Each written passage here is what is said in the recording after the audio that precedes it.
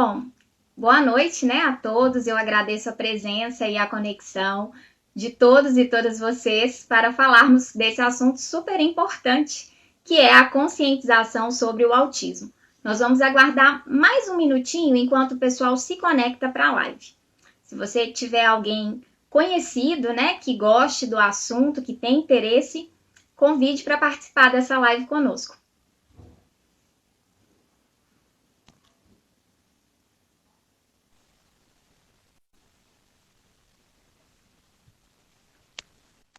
Nossa convidada já está presente. Bom, pessoal, nós vamos iniciar, então, agora a nossa live especial do INE, Instituto Nacional de Ensino, sobre o mês da conscientização do autismo, tema que é tão relevante para nós, profissionais, né, da educação e participantes de uma sociedade tão plural. Eu sou a Fernanda Patrocínio, coordenadora de núcleo da instituição, e hoje eu vim aqui para compartilhar, mas também para aprender com vocês sobre as principais dúvidas que ainda temos sobre o autismo. E para nos acompanhar, eu, convido a Ana Luísa, que é terapeuta ocupacional, ela é pós-graduada em psicopedagogia e psicomotricidade, possui formação complementar em integração sensorial e no modelo Denver de intervenção precoce. Ana, seja muito bem-vinda e muito obrigada por aceitar o nosso convite. Muito obrigada, Fernanda. Eu que agradeço pelo convite, que é tão importante, né, a gente falar sobre esse tema que é tão presente na nossa sociedade, né? Só aqui no Brasil, né, 2 milhões de pessoas. Com certeza. E é importante mesmo esse gancho que você deu, Ana, porque é importante, né, que as pessoas tenham clareza de que, de acordo, né, com a Organização Mundial de Saúde, o autismo afeta hoje 70 milhões de pessoas em todo o mundo, né, sendo 2 milhões somente aqui no Brasil. Então, é super relevante, atual. E, né, antes de nós iniciarmos aqui a nossa conversa, eu vou deixar para os participantes aí uma deixa, né, de que nós vamos debater sobre esses temas. E caso vocês tenham, né, alguma dúvida, escrevam aí no chat que daqui a pouquinho a Ana, né, poderá nos ajudar aí também esclarecendo algumas dúvidas. Bom, nesse contexto, né, que esse tipo de conversa se faz tão necessário, é um tema super relevante. E a gente observa, né, Ana, que ainda há uma enorme lacuna na sociedade em relação à carência de informação e direcionamentos adequados a esse respeito, para que principalmente as crianças, né, recebam os tratamentos e acompanhamentos adequados de acordo com as necessidades individuais, aumentando assim, né, a qualidade de vida delas. Então, nada melhor do que termos você aqui, uma especialista, para poder dividir conosco a sua experiência e falar um pouco mais desse tema. Então, vamos começar com a primeira pergunta. Ana, você poderia explicar para a gente de forma simples, afinal, de que forma nós podemos definir o autismo? Sim. Durante o mês, né, a gente foi falando a respeito desse tema, e é para falar de uma maneira bem mesmo, a gente pode dizer que o autismo é um transtorno global do desenvolvimento que afeta principalmente aí 3 áreas: a comunicação, a interação social e o comportamento, podendo se manifestar de 3 formas diferentes, que seria a forma mais intensa, grau 3, grave, grau 2, moderado e grau 1, leve. Então, de uma maneira bem sucinta, a gente poderia dizer que o autismo seria essa definição. Ótimo. E, Ana, trazendo para a nossa realidade, né, na qual, inclusive, o INE apoia e oferece cursos especiais sobre o autismo para profissionais da educação. qual é o nosso papel enquanto profissionais da educação, professores e demais integrantes desse meio na descoberta e também no suporte ao desenvolvimento do autista? Tá.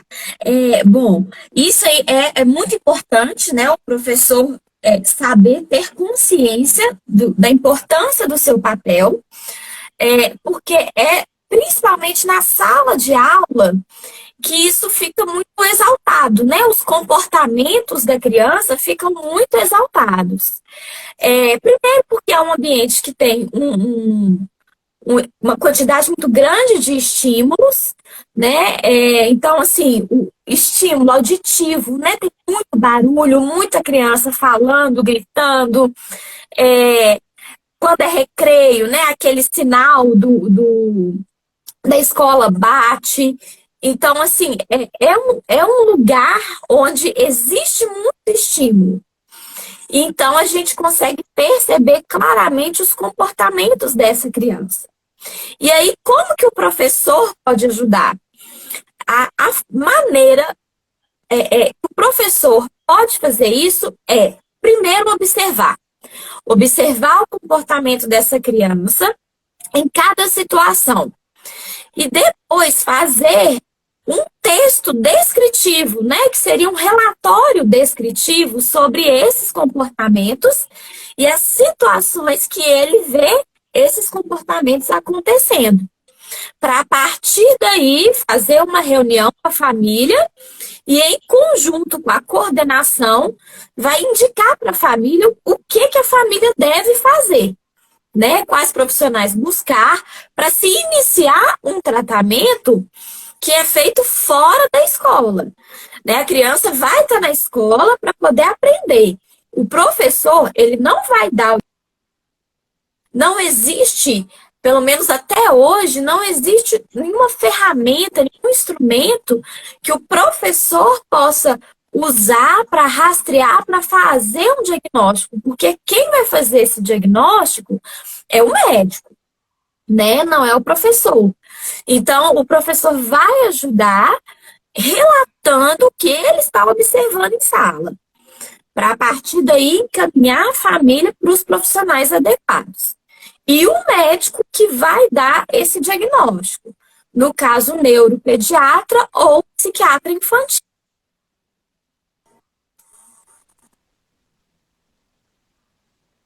Excelente. E a partir, né, do momento no qual esses responsáveis pela criança, seja um pai, uma mãe ou um outro familiar, eles recebem, Ana, esse relatório com esses indicativos de comportamento da criança, qual deve ser a primeira ação desses responsáveis? Sim. No caso, a primeira ação desses pais é realmente buscar os profissionais, né, de saúde que estão aptos para poder fazer uma avaliação dessa criança e traçar um plano de tratamento, né? Então, no caso aí, os profissionais seria o terapeuta ocupacional, a fono, o psicólogo, tá? E até mesmo o médico, o psiquiatra infantil, que vão, de fato, fazer esse diagnóstico. Mas quem vai, como é que se diz? Quem vai, de fato, fazer o tratamento dessa criança, que vai estimular essa criança, que vai ajudar essa criança a desenvolver e assim, diminuir os sintomas do autismo, né? Diminuir essa intensidade que eu falei lá no início, são os profissionais da saúde. É o terapeuta ocupacional, é a fono, é o psicólogo, tá? Então, o que os pais devem fazer é procurar essa equipe, procurar esses profissionais, para esses profissionais poderem ajudar essa família. Entendo. E pelo que você está dizendo, a importância, né, desse grupo de profissionais multidisciplinar é indispensável para que, né, exista uma evolução aí, né, por parte dessa criança que tenha o transtorno. Sim. Perfeito. E é indispensável. Excelente. E qual é a importância né, de combater aí o preconceito contra o autismo, tendo em vista que, embora, né, a gente tenha mencionado no início da live que afeta somente aqui no Brasil, 2 milhões de pessoas são afetadas, né? Tem esse comprometimento. E qual é a forma? Embora tantas pessoas, né, sejam aí portadoras desse transtorno, ainda existe muito preconceito. Então, qual a importância, né, de combater o preconceito contra o autista? Sim. A importância para a gente combater é, de fato, passar essa informação, é, de fato, as pessoas buscarem mais conhecimento e terem, né, mais conhecimento para que possa, primeiro, entender as situações, buscar entender as situações, né, se informar para poder compreender. Porque é muito comum, né, assim, já teve reportagem também, criança tem, para quem está de fora, para quem não conhece, acaba julgando aquela criança, julgando aquela mãe, né? E na verdade, sim, você não sabe o que está acontecendo, né? Você não sabe por que a criança tem aquele comportamento. Então, assim, se você não sabe, busca entender primeiro, né? Busca conhecer primeiro, né? Para a gente tirar esse preconceito mesmo das pessoas, né? Tirar uma ideia até errada, né? Então, assim, eu tenho casos de mães que às vezes relatam que ao ter uma birra, ter uma crise, né? Ter um comportamento inadequado e as pessoas começarem a olhar com cara feia, né? Para a criança, para a mãe, até a comentar, não, que criança mal educada. E não é isso, né? Não é uma questão de criação, de educação, né? É uma questão de saúde e que explica esse comportamento da criança, né? Então, acho que a primeira importância mesmo é essa, das pessoas conhecerem, se informarem, para ter um olhar mais compreensivo e menos julgador. Porque, infelizmente, a gente julga muitas pessoas. E sem saber o que acontece por trás daquilo. Né? Por que tem aquele comportamento? Porque, com certeza, tem uma explicação ali. Né? Já vi até mesmo uma reportagem de uma mãe que usava uma espécie de coleira na criança. E aí... não é uma coleira, mas é algo parecido, assim, parecia uma mochilinha, mas que ficava conectado na mãe. E aí depois aquilo foi falado em redes sociais e tudo mais, e vendo aquilo, ela ficou indignada e foi explicar. Ela falou, gente, meu filho tem autismo, eu preciso desse recurso para eu não perdê-lo, porque senão ele sai correndo, ele atravessa uma rua sem olhar, né, sem saber atravessar. Então, eu tenho que fazer isso pela segurança do meu filho. Então, assim, realmente... Tem muitos relatos, né, nesse sentido aí, das pessoas julgando sem saber o que existe, por que tem aquele comportamento. Então, eu acho que a maior importância é essa, a informação. Informação é aí um grande viés para que as pessoas consigam cada vez mais, como você sinalizou, ter clareza sobre o que de fato, né, é o autismo e poder acolher, né, essas crianças e também esses pais, porque, como você está dizendo, devem passar por circunstâncias, às vezes, até bastante constrangedoras, né? Então, é fundamental. Acredito que nesse aspecto, essa live de hoje, ela contribui muito, né, para favorecer o esclarecimento aí as pessoas que estão aqui conosco. Ana, eu vou verificar aqui se tem alguém aqui que já fez alguma pergunta para que eu possa te passar. Bom, a Bibi, ela está perguntando aqui, como ajudar no desenvolvimento de um autista dentro de casa? É uma excelente pergunta, acredito que uma dúvida aí comum para muitas famílias. Sim, sim. Bom, dentro de casa, a gente tem que pensar no que pode estar gerando um incômodo para aquela criança, situações que estão acontecendo dentro de casa, tá? Por exemplo, vou começar a dar, imaginar aqui, hipóteses, algumas situações. Então, às vezes a criança tem todos os brinquedos guardados dentro de uma caixa. Uma única caixa, um baú que fica os brinquedos.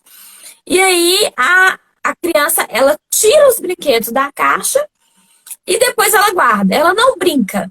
Ela tira e coloca, tira e coloca.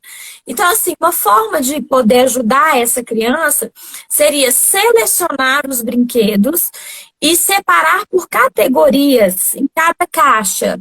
Deixar mais à vista da criança, né? Então, vamos supor, os carrinhos vão ficar guardados dentro de uma caixa, os animais dentro de outra caixa, e assim vai, o Lego dentro, né? E assim vai separando para poder categorizar, para poder organizar melhor os brinquedos e para ajudar essa criança a brincar de uma maneira mais organizada. Na hora que a criança pegou o brinquedo, brinca junto, dá exemplos, né, algumas ideias de como poderia usar, dar um modelo, mostra como que usa, né, como que faz. Depois a criança cansou, não quer brincar mais, guarda, né, estimula a guardar também, para depois pegar outro brinquedo, né? Então, assim, um exemplo, né? Então, assim, dentro de casa, você vai pegar situações que podem acontecer dentro de casa.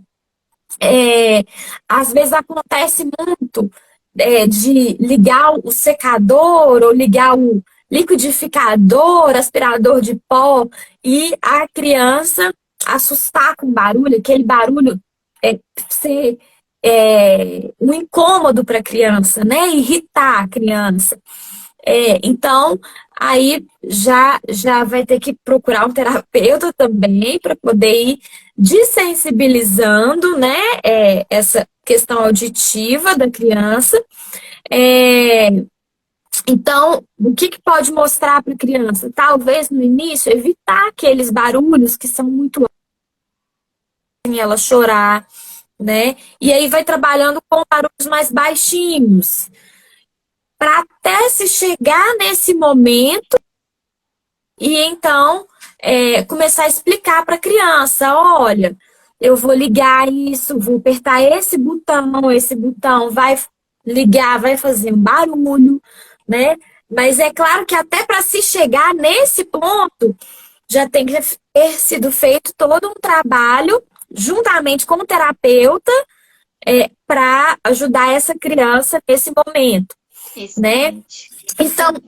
Então são várias situações que, acontecendo em casa, a gente pode ajudar. Excelente aí, né, esse acompanhamento do profissional para dar esse direcionamento para os próprios pais ou familiares, para que dentro dos recursos que ele já dispõe mesmo dentro de casa, além de ser uma tarefa aparentemente comum, estará estimulando, desenvolvendo ali competências, né, para essa criança. Excelente. Exatamente. A professora Cláudia Lage, ela está perguntando, o mais comum é a criança fazer birra e gritar? Estes são os primeiros sintomas? E aí eu aproveito o gancho da professora Cláudia Lage para que você fale um pouco de quais são esses primeiros sinais que a criança que tem autismo manifesta para facilitar essa compreensão aí dos pais e familiares. Tá. Olha, na verdade, assim, nenhum caso é igual a outro, né? Então, às vezes, certos sintomas que uma criança pode iniciar, né, se manifestar, não necessariamente vai ser os mesmos sintomas que outra criança pode apresentar, tá? Então, eu vou citar aqui alguns sintomas que podem acontecer, ou não necessariamente todos os que eu vou citar podem acontecer, tá? Bom, então é comum a gente ver a criança que tem um atraso de fala. Às vezes a criança já está numa idade que é para falar, mas ainda não fala, né? Por exemplo, 1 ano e meio, 2 anos, a criança ainda não fala nenhuma palavra ou só grita, só emite sons, tá? Outra característica é a ecolalia. Então, o que é isso? É a repetição de alguma fala. Por exemplo, repetição de desenho, fala de desenho. Ou quando até um adulto está conversando, às vezes a criança pega a última palavra da frase, tá? Então, assim, às vezes até para você fazer uma pergunta para a criança, por exemplo, a professora, né, em sala de aula, vai responder, vai perguntar 2 mais 2 é 4 ou é 5? Aí, se a criança tiver ecolalia, ela pode sempre pegar a última palavra que você falar, 5. Então, às vezes, é até melhor falar com a criança.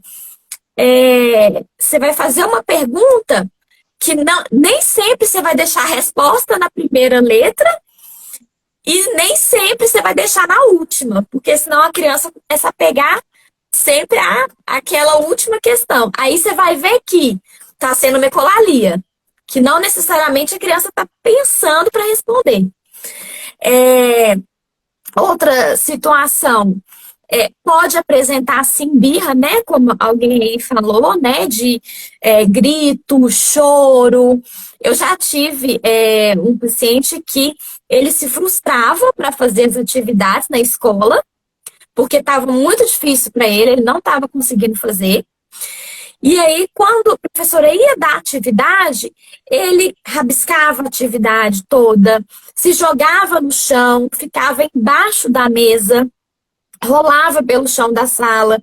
Então, na verdade, o choro, o grito, ele pode acontecer, mas também pode acontecer outros comportamentos. Da criança rabiscar, se jogar no chão, rolar, tá? Às vezes pode acontecer o comportamento da criança se agredir, às vezes agredir o outro, beliscar, puxar o cabelo, tá? Então, assim, são alguns sintomas, né? A criança se isolar, então você vai sempre ver aquela criança mais sozinha, ou vai pegar um carrinho para brincar, vai ficar rodando a roda do carrinho, vai colocar o objeto contra a luz para poder ver ali o efeito da luz, né? Mas ele não vai necessariamente brincar, tá? Então, são várias situações, são vários sintomas que a gente pode dar como exemplo, mas que não significa que toda criança vai ter aqueles sintomas ali. As particularidades de cada caso, né, que precisam ser consideradas dentro de um aspecto mais amplo, né, de outras características que vão validar o transtorno. Bom, a Eriquinha Moraes, ela fez uma pergunta bem interessante. Ela pergunta: quais são os sinais para se identificar o transtorno em recém-nascidos, em um recém-nascido? É possível? Em recém-nascido, sim. Existe uma avaliação para poder usar em recém-nascido. Aliás, desculpa, recém-nascido não, tá? Recém-nascido não. Bebês, né, tá? Então, aí no caso seriam bebês de 11 meses, 12 meses, assim, já aproximando de 1 ano, né? Existe sim essa avaliação. Eu vou citar aqui só alguns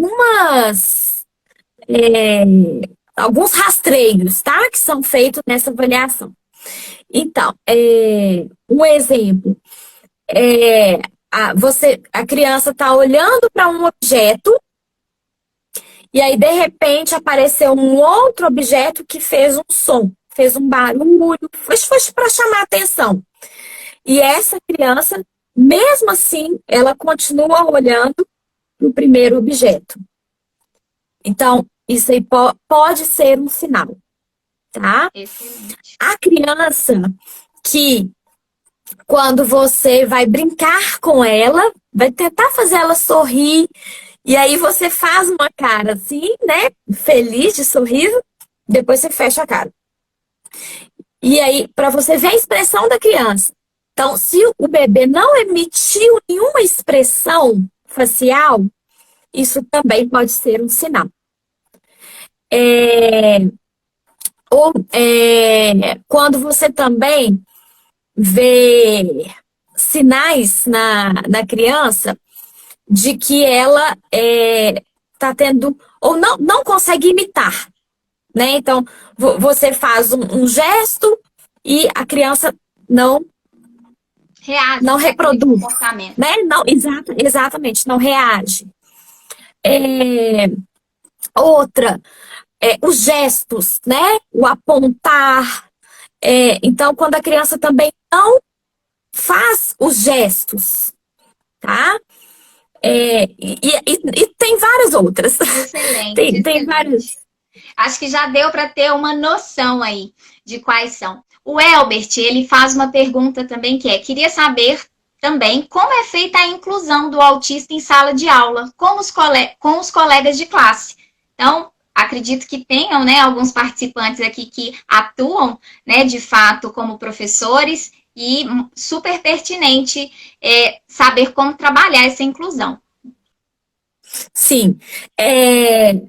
Na escola, o que acontece? Então, depois que o professor conversou com a família, né, indicou um profissional e tudo mais, esse profissional vai até a escola, vai observar essa criança em sala quando a escola permite, vai para a partir daí passar orientações para a escola, né, para o professor e tudo mais.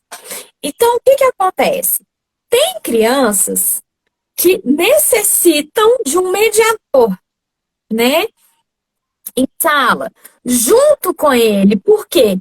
Porque aí, no caso, é uma criança que é mais grave, que precisa de um apoio dentro de sala para poder fazer as atividades.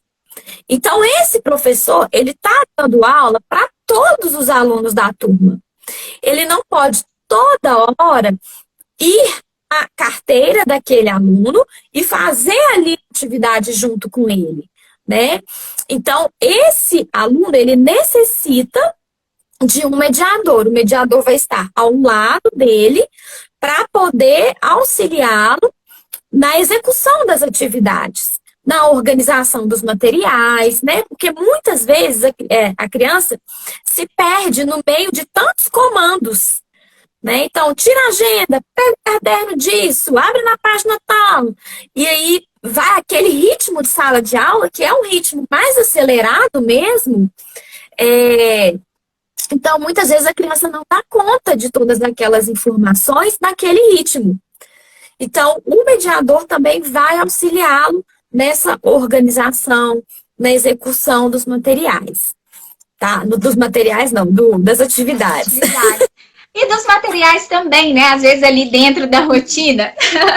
Bom, você poderia, Ana, assim, mencionar uma ferramenta ou metodologia utilizada no momento da descoberta do autismo em crianças? Existe o MChat, que isso é um instrumento de rastreio que pode ser aplicado com os pais para que, no caso, o profissional da saúde, tá? O profissional da saúde vai aplicar com os pais para poder saber se aquela criança pode ou não. Oi? Tô te ouvindo, Ana. Travou, tá. Mas tô conseguindo te ouvir bem. Isso, então seria essa ferramenta, tá? Excelente. Seria um rastreio. E assim, quais seriam, né, com base aí na sua vivência com pais, com familiares, no acompanhamento das crianças autistas, quais são, Ana, as principais dúvidas de mães, de pais, desses responsáveis nessas primeiras consultas aí com você? Bom, então, no caso, você perguntou das As dúvidas. principais dúvidas dos pais, dos responsáveis, quando eles iniciam aí com você o acompanhamento dessa criança. Eu acredito que seja bom, Ana, você partilhar com a gente essas dúvidas iniciais, porque pode ter muita gente em casa que tem essas mesmas dúvidas, e aí vai ser uma excelente oportunidade de você nos esclarecer. Sim. O que que acontece? Como eu já falei, né? Cada casa vai ter um caso. Então, assim, às vezes as características, né, que uma criança vai ter, não necessariamente outras vão ter, tá? Então, assim, exemplos mesmo esse que eu citei, da criança que brinca, né? Então, a criança, geralmente em casa, pode ser que tenha todos os brinquedos guardados numa mesma caixinha. Então, isso aí já é uma sugestão que eu passo para os pais, né? Porque às vezes eles relatam isso para mim. Ah, eu percebo que meu filho enfileira os carrinhos, né? Ou os dinossauros, enfim, os brinquedos que eles gostam, né? Então, ele brinca, ele adora enfileirar. Ou então, alguns já percebem.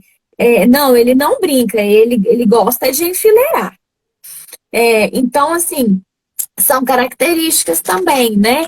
Igual eu falei, pega o carrinho, fica rodando a roda, mas não brinca, não faz o ram, ram, ram, que geralmente as crianças fazem, né? Quando estão brincando com o carrinho, não arrasta. Então, assim, então a gente já fala, olha, então vamos por primeiro o ambiente. Vamos organizar o ambiente. O ambiente e os objetos. Como que é na sua casa? Né? Então, essa aí é uma dica.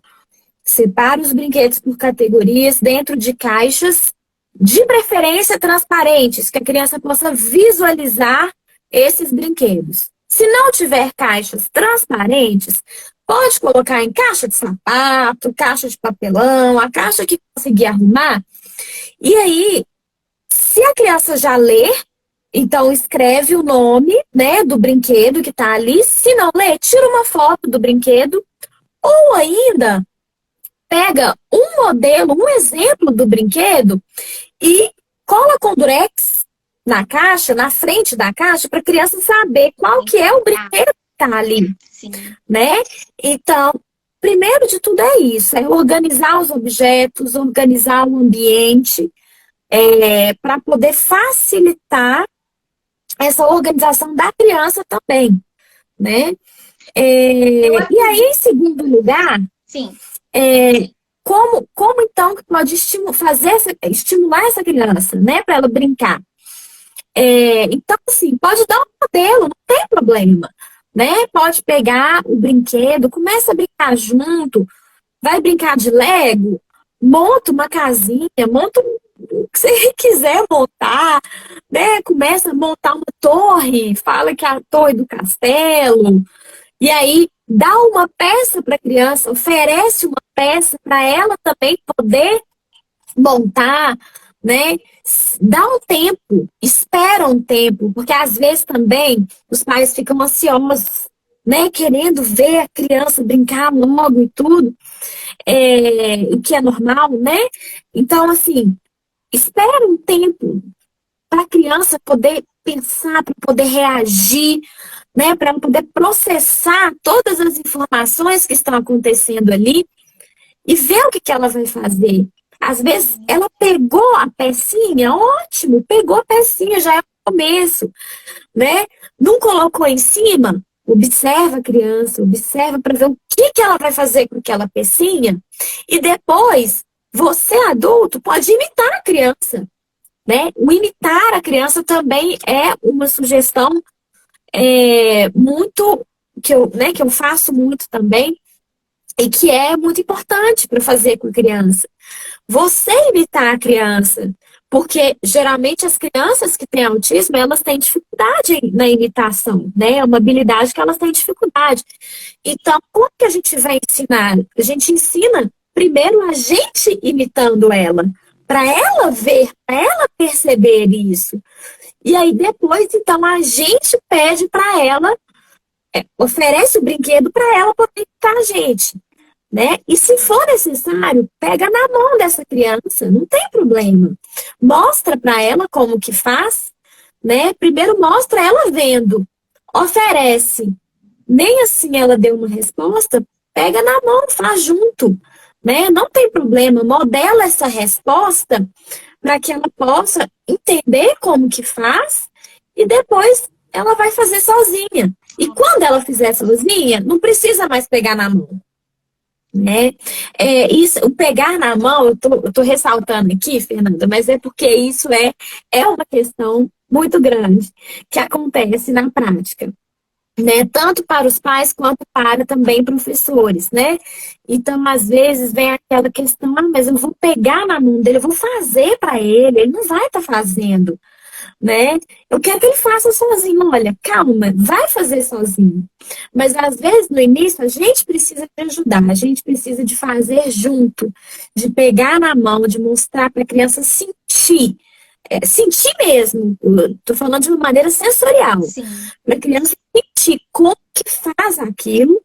E então depois, quando a criança já estiver fazendo sozinha, aí você solta na mão, você não vai pegar eternamente na mão para fazer junto, né? É só um começo. E você observa, Ana, dentro dessa perspectiva que você nos apresentou, que quando essa criança é devidamente estimulada, acompanhada pelos profissionais corretos, ela por si só, ela já tem ela desenvolve essa autonomia na realização de suas atividades?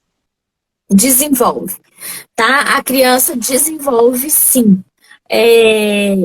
Principalmente aquela criança que tem o diagnóstico de autismo puramente, sem ter nenhuma outra comorbidade, né? Ou seja, sem ter outra doença associada, tá? Então, quando a criança tem só o autismo, desenvolve bastante. A gente pode dizer que a criança ela consegue sair de um nível grave e chegar ao nível leve. Ótimo. Tá? Bom, tem uma pergunta que é do Fábio. Ele questiona, é verdade que uma criança autista geralmente tem o QI elevado em uma determinada área? Ficam focados em um assunto? É verdade? É um mito? A gente ouve algumas coisas mesmo, né, a respeito. O que acontece? Algumas pessoas que têm autismo, né, como eu tô apontando aqui toda hora, né, cada caso é um caso, algumas pessoas podem sim ter um QI elevado em determinadas áreas, tá?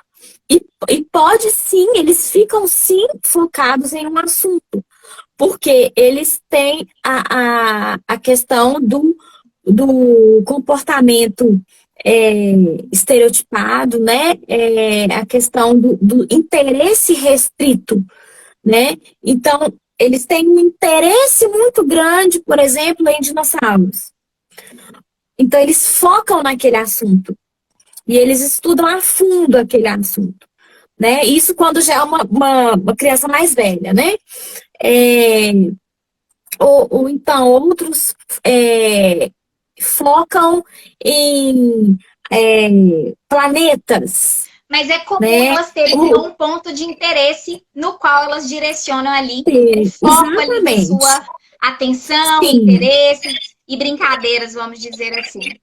Ótimo. Bom, Ana, eu gostaria também de verificar, né, com você qual é a sua dica, né, para quem deseja atuar nessa área, por onde começar, o que você sugere e qual é o olhar que o profissional que pretende atuar, né, nessa área hoje já deve ter né, logo no início aí da graduação ou de uma pós-graduação, para entrar no mercado de trabalho, digamos assim, preparado não só profissionalmente, mas humanamente também para fazer essa acolhida, né, a essas crianças na escola.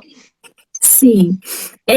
Bom, a minha dica principal é o que eu fiz, na verdade, né? Assim que eu fui para a graduação, eu já busquei um estágio na área que eu desejava trabalhar, que era com criança. Então, assim, essa é a primeira dica que eu dou. Então, para você que é estudante, né, seja pedagogia, de terapia ocupacional, né, da área que for, se você tem o interesse de trabalhar com criança, procure fazer estágio nessa área, para que você possa ver na prática qual que é essa atuação, para você sentir como é que é essa atuação, né?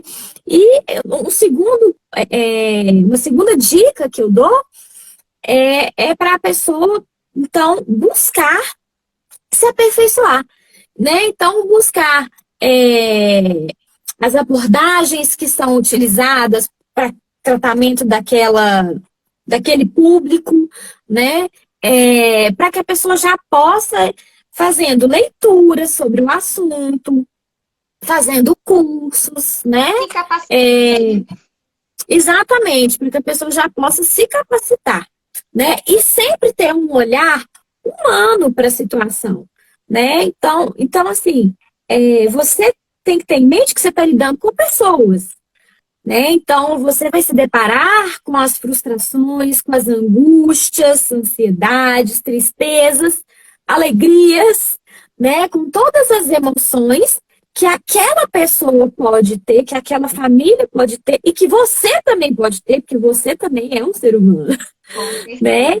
E procurar se diferenciar disso, procurar entender que às vezes aquela criança, isso também a gente acontece, né? Chega a acontecer tanto em sala de aula quanto nas famílias e na própria terapia também pode acontecer, né? Da pessoa não separar as emoções daquele momento. Então, a criança que está em crise, a criança que está tendo ali um comportamento inadequado. E você, que, como adulto, deve ajudar, né? Então, então, a primeira coisa espera essa criança se acalmar. Não fica irritado. Porque é muito comum isso. As emoções se misturam. A criança está nervosa e aí o adulto começa a ficar nervoso também, né? Então, assim, não fica nervoso, não deixa a emoção da criança passar para você, te contagiar. Ali naquele momento você tem que ser racional e não emocional, né? Então, assim, você tem que ter um olhar humano, um olhar para além do diagnóstico. É uma criança que vai ter suas particularidades, que vai ter suas emoções e que você tem que estar ali para poder ajudá-la. E não que a emoção dela te contagie, né? Manter o autocontrole aí, né? E esse controle emocional que é tão importante. Ó, a Poli Lúcia, ela fez uma pergunta aqui que é o seguinte, ela diz que precisa de um auxílio, que ela tem alguns alunos que ela considera que sejam autistas e ela gostaria de saber como ela consegue diagnosticar esses alunos que ela supõe, né? Quais seriam aí as primeiras observações que ela deveria ter em relação a esse aluno para validar aí, inicialmente essa possibilidade de um transtorno? Tá.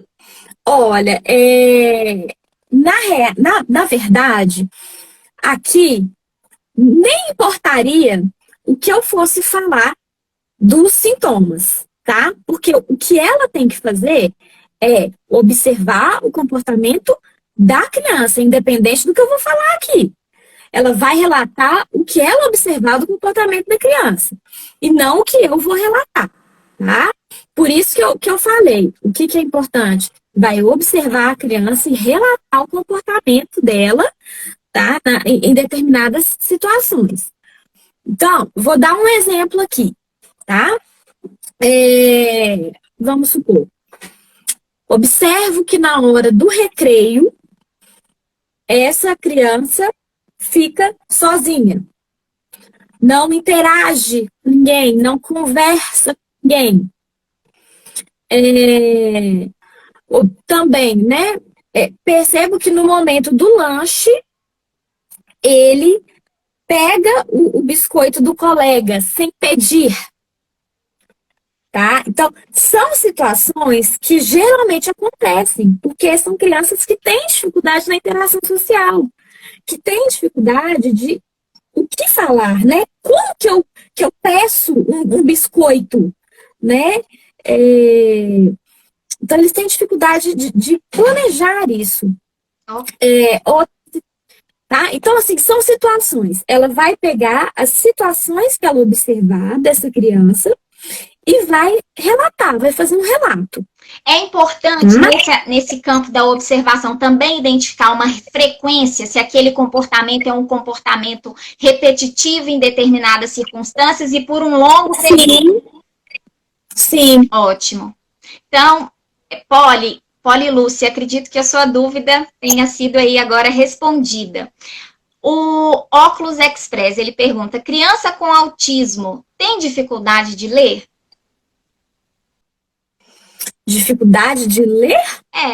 Não. Então, eu não sei se ele quis dizer alguma questão relacionada ao processo de alfabetização. A gente poderia dizer que sim ou não? Olha, eu vou dizer que não, porque são crianças que são muito inteligentes, né? Que tem um potencial de alfabetização assim como qualquer outra criança. Excelente. Tá? Bom, deixa eu verificar aqui se mais alguém tem alguma pergunta. Tem um comentário aqui da Márcia. Ela fala assim, por ela, né? Acredito que seja uma criança, por ela ter déficit sociocomunicativo e na criatividade, esse brincar, que era aquele aspecto que você estava relatando antes, por vezes apresenta-se fora do contexto do brinquedo. Acho que isso você sinalizou bem quando você fez a ilustração ali da utilização do carrinho, né? Que está ali observando o reflexo de luz, ao invés de estar propriamente brincando e interagindo ali com aquele brinquedo. Então, acho que isso você também já nos relatou. Bom, mais alguém tem alguma pergunta, gente? Nós estamos aqui nos nossos minutos finais com a Ana Luísa, que tanto, né, nos auxiliou e contribuiu para o nosso, né, aprendizado e conhecimento sobre o autismo. Se mais alguém tiver alguma pergunta, escreva aqui no chat, por favor. Fernanda, enquanto isso, eu só quero fazer uma colocação. Sim. Com relação ao processo de alfabetização. Eu não entendi muito bem a pergunta, mas o que ocorre? O que pode atrapalhar, talvez eu também possa ter me expressado bem. O que pode atrapalhar essa criança são as questões sensoriais que estão, né, presentes aí, que é uma característica presente nesse transtorno, tá? Então, esse transtorno do processamento sensorial, que seria algumas texturas que podem incomodar essa criança, o barulho,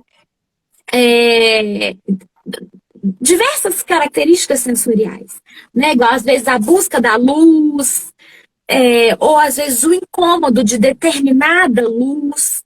Então, às vezes esse bombardeio sensorial e às vezes, né, esse comportamento também inadequado, isso pode atrapalhar o processo de alfabetização. Porém, essa criança, ela tem potencial para se alfabetizar. Ela é inteligente, ela tem condições, sim, de se alfabetizar e de aprender facilitar todo o processo de alfabetização, tá? Então, assim, não é que a criança... ela pode ter uma dificuldade, não por um sentido do potencial dela, mas por características de comportamento e sensoriais que podem atrapalhar. Excelente. Ficou muito claro aí. O Fábio, que havia feito aquela pergunta sobre as crianças terem um assunto, de repente, que elas gostam mais, ele faz um segundo questionamento que é se, né, a pessoa deve tentar tirar eles desse foco quando eles estão muito apegados a determinado assunto, ou não, ou brinquedo, ou algo nesse sentido. Deve tirar ou deixa essa criança ali brincando? Geralmente a gente trabalha para tirar, porque o que acontece? É muito focado. É só aquilo o tempo inteiro, né? Então, assim, a criança foca num tema e fala daquele tema e aquilo o tempo, e ela quer fazer coisas relacionadas àquele tema o tempo inteiro. Né? Então, assim, tem situações que a gente pode aproveitar disso, como, por exemplo, às vezes na matemática, a gente pode aproveitar, ele gosta do dinossauro, então vamos usar o dinossauro para a gente ensinar a matemática, né? Vamos usar o dinossauro para a gente ensinar o português. Fazer disso um gancho para aquisição de novos conhecimentos a partir de uma temática ou de um brinquedo que estimule essa criança, né? Isso, exatamente. Então, às vezes, a gente aproveita isso para usar a nosso favor e a favor da criança. Mas tem situações que vão, assim, muito ao extremo. E aí a gente tem que fazer o contrário. A gente tem que começar a introduzir alguma outra coisinha para ir tirando a criança só daquilo. Excelente. Ana, suas considerações foram super esclarecedoras. Eu vi aqui, né, nós já estamos nos aproximando do momento de encerramento dessa live. Então, eu gostaria, né, de fazer apenas, antes, né, de nos despedir, fazer um reforço. Informar que o INE divulgou durante todo o mês de abril, mês de conscientização do autismo, diversos posts que, inclusive, contamos com a colaboração da Ana, acrescentando aí para o nosso aprendizado e enriquecimento a respeito do autismo. Então, quem não teve a oportunidade de visualizar esses vídeos, de ler os materiais, acesse o nosso perfil aí no Instagram e façam esse acompanhamento. Bom, né, eu gostaria de agradecer a presença de todos e todas que participaram dessa live hoje, principalmente a você, Ana, né, que nos auxiliou não só hoje, mas durante todo o mês, nos ensinando um pouco mais sobre o autismo, que é um conteúdo tão importante e que é válido, né, para desmistificar o autismo e reforçar que temos sim que conhecer cada vez mais para conseguir acabar com esse preconceito, né, que geralmente a gente tem devido à ausência de informação. Então, muito obrigada, Ana, pela sua colaboração, pela sua presença aqui conosco hoje e a todos vocês que estiveram presentes até o momento. Você tem alguma outra consideração, Ana? Eu que agradeço, Fernanda. Agradeço vocês pela oportunidade de poder falar um pouquinho sobre esse assunto, né? Que é tão importante e que às vezes existem dúvidas, né? E que não são faladas, né? Então, eu é que agradeço o convite e a oportunidade de poder participar aí com vocês esse mês. Excelente. Bom, gente, excelente noite. Obrigada, Ana. E até a próxima live. Tchau, até a próxima.